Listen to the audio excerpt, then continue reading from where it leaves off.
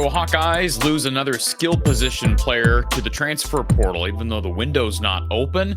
The Hawkeyes losing Kaleb Brown this week, and then shortly thereafter, running back Leshon Williams announcing he is exiting the program. Kirk Ferentz confirming Tuesday he is no longer with the team. We'll talk about it, the impact on that room, in just a second. But first, I want to thank Iowa Floor Covering, Tyler, Ryan, Brian, and the boys down at IFC.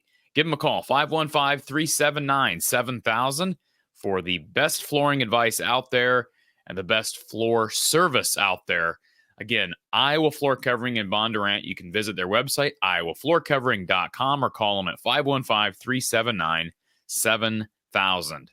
So Leshon Williams, a kid who was Iowa's top back through most of last season, even though Kaleb Johnson has emerged this year as the clear workhorse and the lead back for Iowa, he was not the consistent back over the past two seasons that we've seen so far from him this year. That was really Leshon Williams. Now, Leshon was not the type of guy who was going to kill you with speed, kill you with quickness, but he was a patient back with good vision, solid speed, and decent quickness. He was your all-around back. And Jazz Patterson had dealt with some injuries early last season. We saw Kaleb Johnson, I think, struggle to be patient and hit the holes hard, embrace contact in spite of his size.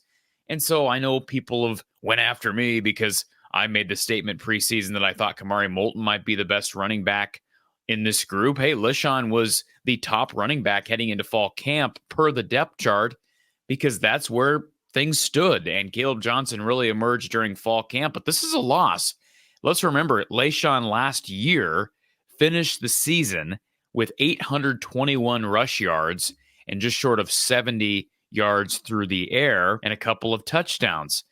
He was a guy who got a lot of time, also ran for over 400 yards in 2022. He's a kid who ended up at Iowa from Oaklawn, Illinois, and didn't have a lot of high major recruits out of high school, had a Cincinnati offer. 247 had Leshon with an offer from a number of MAC schools and from Kansas State.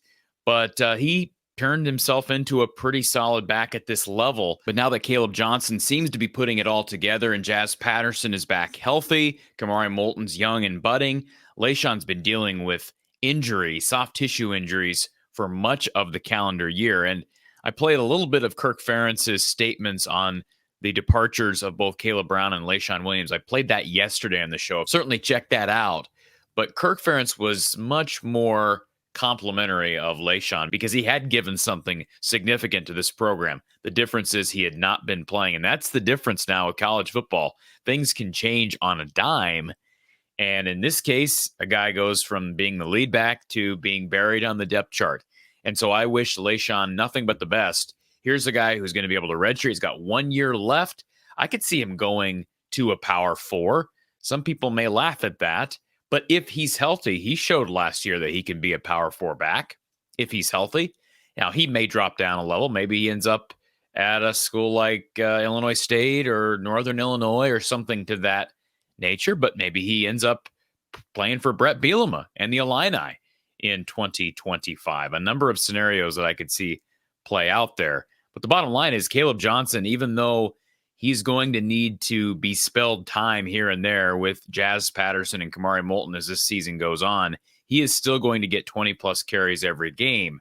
So what's the impact on the room as a whole? We know Brevin Dahl's coming in as a freshman. We know Xavier Williams looked really good. Here's another kid from kind of the Chicago, Illinois, Indiana border area. And dude's got tree trunks for legs. He's a kid that looked really good, I thought, during the open Kids Day practice back during August. And hey, you never know. I mean, Max White could be called upon at some point this season. Being three deep right now with Kaleb Johnson, Jazz Patterson, and Kamari Moulton really isn't that deep because injuries happen and you've got to play at least two guys at that position. But I think moving forward, assuming Brevin Dahl stays at running back, they should be okay with him and Xavier Williams. And if Kaleb Johnson leaves after this season, then it's probably a tandem of Kamari Moulton and Jazz Patterson in 2025. But you just never know. There's so much turnover, and it sounds like we may have some significant attrition after this season, not just with the seniors, the guys graduating, but there could be a domino effect there. More on that in a future video. But best of wishes to Leshon Williams. Again, gave Iowa a lot when they needed some consistency in that backfield and just needs to get healthy and find a role somewhere else. Don't blame him for not wanting to waste his last year. Now, I don't know about leaving the team midseason. I mentioned that yesterday. I don't quite see the point of that. You can sit out and stay with the team and practice with the team. I would think. I would be shocked if Kirk Ferentz was against that. So, but it is what it is. Wish him all the best. Be sure you tune in, folks, for not only my preview to drop tomorrow, but also our live post-game show after Iowa and Washington from Kinnick Stadium in Iowa City this Saturday.